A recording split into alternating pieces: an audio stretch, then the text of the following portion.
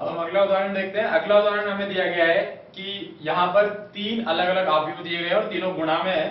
तो पहला अवयव इस प्रकार से दिया गया है, एक x और एक, यानी कि एक इस पंक्ति अवयव है, केवल एक ही पंक्ति एक ही रो इसमें है। इसके बाद एक 3x3 का अवयव लिखा हुआ है,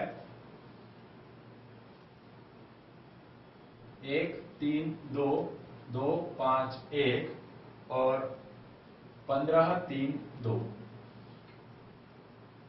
इसके गुणा में एक स्तंभ अवयव है 1 2 x, और ये सब बराबर दिया गया है शून्य के यानी 0 के। हमें दिया गया है कि एक ये अवयव 1 x 1 1 3 2 2 5 1 15 3 2, ये एक 3x3 का अवयव है और एक ये स्तंभ अवयव है। तो इस प्रकार के तीनों अवयव गुणा में है और ये सब गुणा करने के बाद 0 के बराबर आते हैं। हमें इस प्रश्न में x का मान ज्ञात करना है।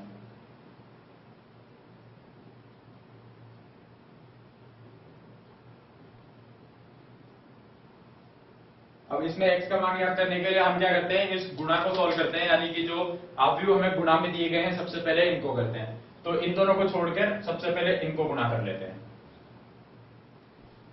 1 x 1, और इन दोनों को गुणा करते हैं।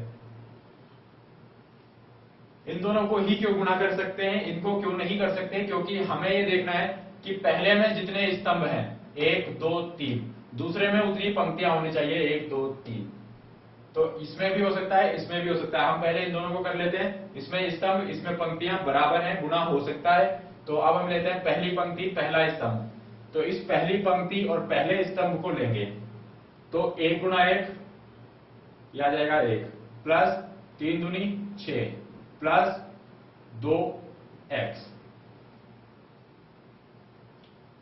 इसके बाद अब ये पहली पंक्ति को अगले स्तंभ से होना था, लेकिन अगला कोई स्तंभ भी नहीं है, तो पहला स्तंभ खत्म हुआ। तो अब हम आ गए थे दूसरी पंक्ति पर। अब दूसरी पंक्ति और पहला स्तंभ, तो दूसरी पंक्ति को करते हैं। तो 2 गुणा 1 2 प्लस 5 दूनी 10 प्लस 1x। फिर हम करते हैं इस 15 3 2 को 1 2 1 से, तो 15 एकम 15 प्लस 6 प्लस 2x। ये एक सिर्फ एक स्तंभ अवयव ये बन गया और ये बराबर है हमारे पास 0 के। यानी कि अब हम इसको लिख सकते हैं 1 x 1, और ये हो गया 7 plus 2x 12 plus x 21 plus 2x। ये बराबर है 0 के। अब हम इन दोनों को गुणा कर लेते हैं।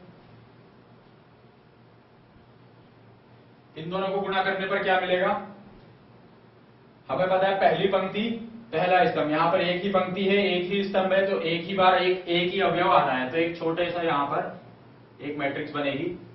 पहली पंक्ति को पहले स्तंभ से करेंगे तो 1 गुणा 7 प्लस 2x, ये आ जाएगा 7 प्लस 2x। फिर हम लगाते हैं प्लस,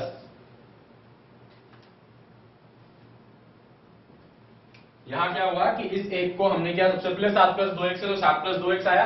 फिर इसी अवयव में अभी काम चल रहा है तो अभी प्लस लगाएंगे, फिर x गुणा ये, यानी कि 12x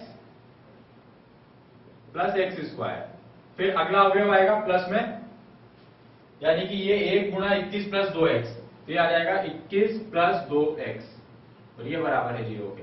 अब हम क्या देख रहे हैं यहां पर कि इनके गुणा से ये जो आया है ये पूरी एक अवयव नहीं है, ये सिर्फ एक अवयव है इस अवयव का।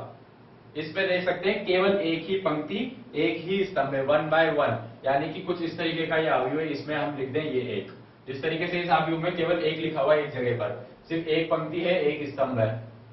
तो इसमें यही बात है यहाँ पर कि ये पूरा एक ही मान है, एक ही जगह का लिखा गया है।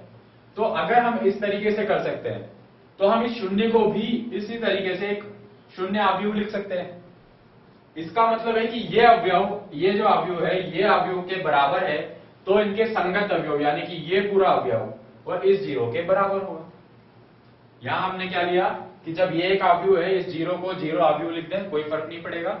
दो अवयव बराबर है, दो अवयव बराबर है तो उनके संगत मान बराबर होंगे, संगत मान बराबर होंगे यानी कि ये पूरा अवयव बराबर होगा 0 के।